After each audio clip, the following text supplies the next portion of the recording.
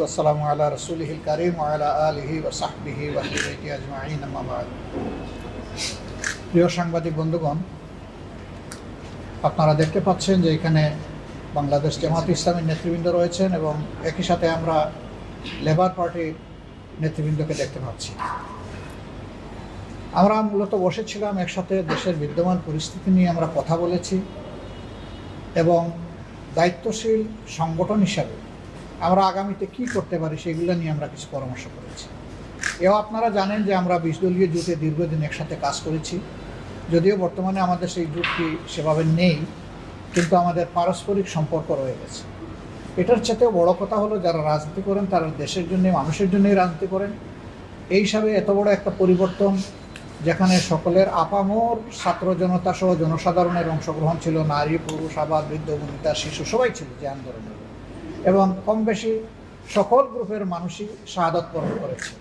আমরা প্রথমে যারা এই আন্দোলনে দুনিয়া থেকে বিদায় নিয়েছেন, জালিমের বুলেটে অথবা বিভিন্নভাবে আঘাত পেয়ে তাদের রুহের মাগফিরাত কামনা করছি এবং আল্লাহর দরবারে তাদের শাহাদাত কবুল হওয়ার জন্য দোয়া করছি।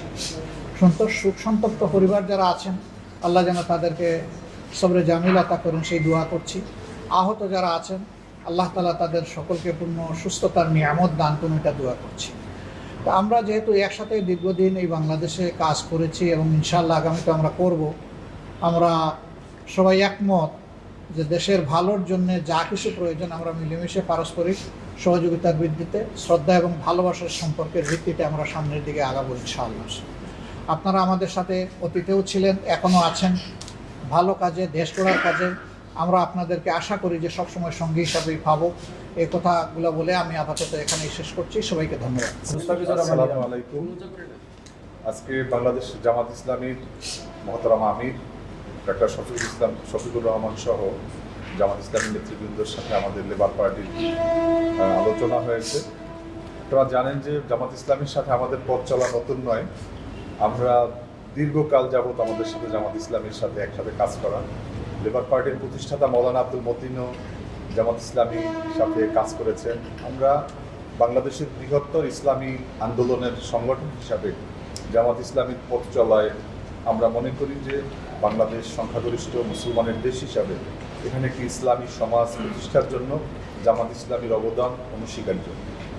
বিগত সরকার জামাত ইসলামীর উপরে বুলডোজার চালিয়েছে, জামাত ইসলামীর শীর্ষ নেতাদেরকে একে একে ফাঁসি দিয়েছে, বিচারের নামে অবিচার করেছে, যুদ্ধ অপরাধের নাম তুলে মানবতা বিরোধী অপরাধের কথা বলে যাদের নামে ন্যূনতম একটা জিডি পর্যন্ত ছিল না মুক্তিযুদ্ধের পরে, তাদেরকে লাইন ধরে ফাঁসি দিয়েছে। এই অবিচারগুলো বাংলাদেশের জনগণ কোনোভাবে মেনে নেয়নি, যার বিস্ফোরণ আপনারা বিগত 5 তারিখে দেখেছেন। বাংলাদেশের একটা গণতান্ত্রিক রাজনৈতিক দল হিসাবে লেবার পার্টি সবসময় মানবতা বিরোধী অপরাধের সাথে যারা জড়িত তাদের বিচারের জন্য আমরা দাবি জানাচ্ছি। আপনারা জানেন যে বিগত 17টি বছর সরকার মানবতা বিরোধী অপরাধ করেছে। এই অপরাধের নেতৃত্ব দিয়েছে শেখ হাসিনা। আজকে সারা দুনিয়ার সমস্ত গণতান্ত্রিক শক্তি আমাদের এই দাবির সাথে একমত। আমরা প্রত্যাশা করব যে এই যে বাংলাদেশে যেই সমস্ত খুন, গুম, অপহরণ, নিপীড়ন, নির্যাতন, মানুষের বাড়িঘরে অগ্নিসংযোগ, মন্দির ভেঙে দেওয়া, আপনারা দেখেছেন যে রামুতে কিভাবে বৌদ্ধ মন্দির কিভাবে জ্বালিয়ে দেওয়া হয়েছে। বাংলাদেশের যে প্রধানতম যে উপাসনালয় হিন্দুদের, আমাদের এখানে হিন্দুরত্ন রামকৃষ্ণ সাহা আছেন, যে সেই মন্দিরের অলংকার পর্যন্ত চুরি করেছে আওয়ামী লীগের নেতাকর্মীরা, যার কারণে সমস্ত আজকে বাংলাদেশকে একটা মাইনরিটিদের নিয়ে যে ষড়যন্ত্র, এগুলো সব কিন্তু তাদের আগেরকার ছবি, ভিডিও। আমরা মনে করি যে বাংলাদেশ এগিয়ে যাবে এই তারুণ্যের হাত ধরে। 5 তারিখে যেই জনবিস্ফোরণ, গণ অভ্যুত্থান হয়েছে, আমরা বিশ্বাস করি তরুণদের হাত ধরে সকল সময়ের মতো 2024 সালে হয়েছে এবং আমরা একটা সমৃদ্ধ বাংলাদেশের দিকে এগিয়ে যাব। জামাত ইসলামীকে আমরা একত্রেই আমাদের এই পথ চলায় আমরা সাথী হিসাবে পাবো, এইটাই আমাদের প্রত্যাশা। আপনাদের সবাইকে ধন্যবাদ।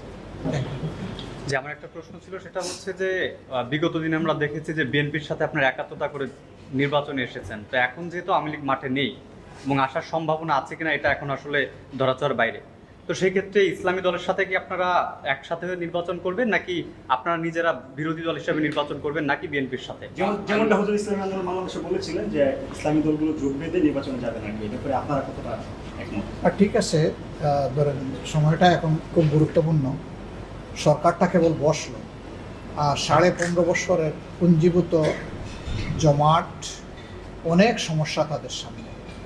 সকল সাংবিধানিক প্রতিষ্ঠান ধ্বংস করা হয়েছে, বিচার বিভাগ বলতে কিছু ছিল না। তারপরে নির্বাচন কমিশন কি আপনারা জানেন, এমনকি মানবাধিকার কমিশনের কী অবস্থা এটা আপনারা জানেন, অডিটর জেনারেল অফিসের কী অবস্থা সেগুলো আপনারা জানেন। সবগুলো প্রতিষ্ঠানকে ধ্বংস করে ফেলা হয়েছে। গোটা পুলিশ বাহিনীকে একটা লীগ বাহিনীতে পরিণত করা হয়েছিল। আবার সিভিল সার্ভিসে যারা আছেন অনেকেই তখন মনে হয়েছে যে দলীয় নেতা হিসেবে ওনারা পারফর্ম করছেন। তো সেই জায়গাগুলো আগে তাদেরকে ঠিক করার সুযোগ দিতে হবে।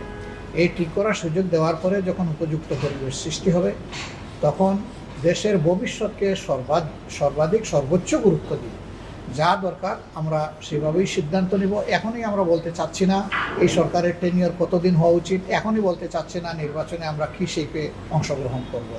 সময়ের মতো ইনশাল্লাহ আপনাদের সাথে যেহেতু আমাদের পথ চলা আছে আপনারা জানবেন, এবং এই ক্ষেত্রে আপনাদের মূল্যবান পরামর্শ আমরা ধারণ করব সম্মানের সাথে।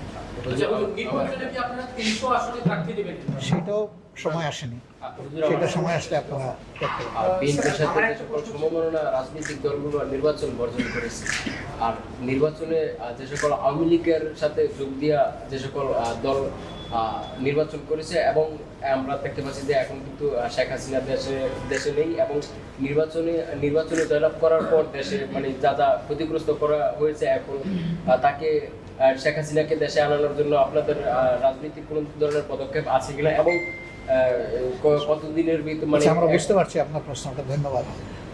কেউ কিন্তু আইনের ঊর্ধ্বে না, এই কথা তো প্রধানমন্ত্রী সবচেয়ে বেশি বলতেন না, তো সেটা তাকে দিয়ে পরীক্ষা হোক, অসুবিধাটা কি?